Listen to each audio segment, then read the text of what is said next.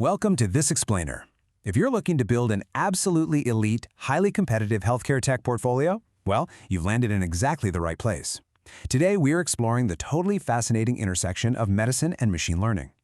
We're going to take some complex research and data and transform it into actionable insights that you can use to engineer next-generation healthcare solutions. Let's get started. So let's just ground ourselves for a second on why this actually matters right now. The global explosion in chronic illnesses like diabetes and cardiovascular disease, combined with aging populations, completely demands continuous remote tech solutions. Honestly, the old model of occasional hospital visits just isn't cutting it anymore. We desperately need intelligent systems that can monitor patients around the clock. Okay, so here's our roadmap. We're going to break down 4 specific, cutting-edge projects you need to build to make your portfolio stand out.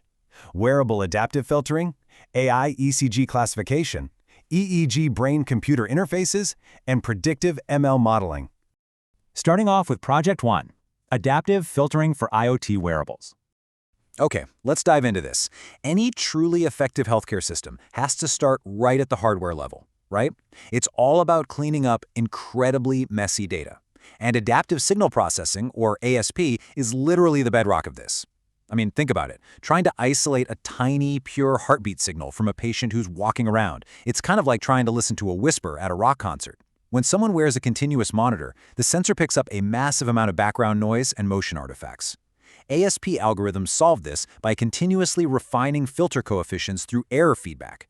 This drastically boosts the signal-to-noise ratio, ensuring that remote monitoring is, actually reliable. Now, what's genuinely fascinating here is the architectural choice you get to make as a developer. If you want to drop the jaws of recruiters, demonstrating a trade-off analysis between these 3 algorithms shows some serious hardware optimization chops.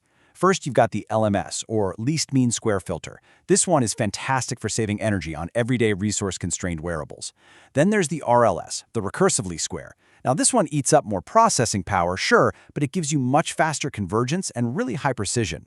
And finally, the Kalman filter, which is basically the gold standard for statistical estimation in dynamic, highly noisy systems. The point is, there's no magic bullet. It entirely depends on your device's battery life and processing constraints. And this brilliantly illustrates those trade-offs in action. Research shows the RLS filter hitting an incredible 100% signal-to-noise ratio with the lowest mean square error. It essentially blocks out all that distracting noise without warping the underlying ECG signal. Both RLS and Kalman instantly adapt to quick sensory changes with perfect convergence. Now, the LMS filter, it struggles to adjust quite as rapidly, but, and this is a big but, it saves crucial battery life. Highlighting these kinds of metrics in your portfolio proves you actually understand the delicate balance of real-world device engineering. Moving right along to Project 2, AI-powered ECG Arrhythmia Classification. So, now we're leveling up from just cleaning hardware data to actually intelligently interpreting it. And for this, you really need to understand why the CNN transformer is fast becoming the absolute new standard. Traditional RNNs, or even standard CNNs, they often struggle. They just fail to capture complex contextual information across really long continuous ECG segments. But the CNN transformer, it's a total game changer. It uses a convolutional layer to extract feature tokens and then passes them into a multi-head attention mechanism. Originally, this architecture was built for natural language processing, but it turns out it's unbelievably efficient at processing continuous time series data to spot complex conditions like atrial fibrillation. This all builds into a full deep learning pipeline using a self-supervised learning approach, which basically mimics how a real human cardiologist analyzes an ECG. Step 1. The model runs through a next clip prediction task, where it actually learns to forecast the subsequent unannotated chunk of the ECG. Then Step 2.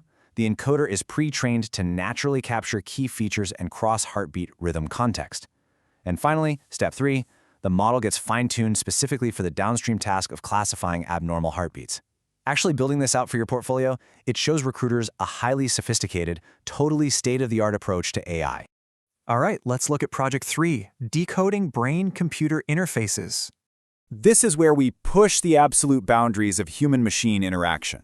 To build a brain-computer interface, or BCI, you have to master a core 3-step pipeline. First, obviously, is signal preprocessing, amplifying and digitizing that raw signal. But step 2 is where the magic really happens, artifact reduction. EEG signals are notoriously chaotic.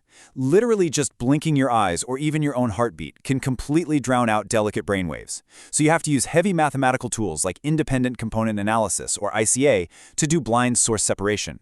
You're separating the true brain activity from the chaos. Only after you do that can you move to step 3, classification, where you translate those clean brain patterns into actual external commands.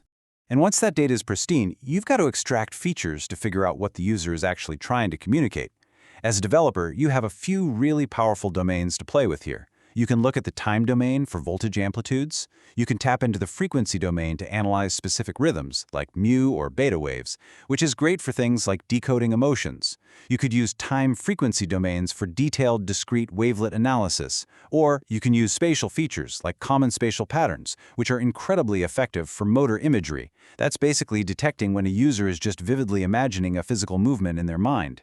And finally, Project 4, Predictive Machine Learning Modeling. Now, this is where you take high-level libraries like Python's TensorFlow or PyTorch or MATLAB and build ready-to-deploy diagnostic tools. If you're sitting there wanting direct, actionable ideas to literally start coding right now, well, here are 4 proven concepts. You could build a heart disease prediction model using historical patient data. You can engineer an emotion recognition system by parsing those EEG signals or even using facial detection. Or you could pivot to image processing with Alzheimer's disease detection using MRI scans or pneumonia detection from chest X-rays using CNNs. These are the kinds of projects that beautifully bridge the gap between raw, messy data and actual clinical insights. Wrapping up with our final section, the real-world impact. So we've talked about a lot of intense algorithms today, from common filters to CNN transformers and ICA. But, why does this matter outside the lab? Well, the crucial point is right here, 25%. In real-world tests, where 10 volunteers were everyday ECG patches doing normal activities, the raw data caused a massive spike in false positives. But when they applied the adaptive signal processing techniques we talked about in Project 1, it yielded a 25% increase in arrhythmia detection accuracy. It completely cleared up the visualizations and allowed automated telehealth systems to actually do their jobs reliably. That is the real, life-saving power of this technology. Which leaves us with this final, vital question for you.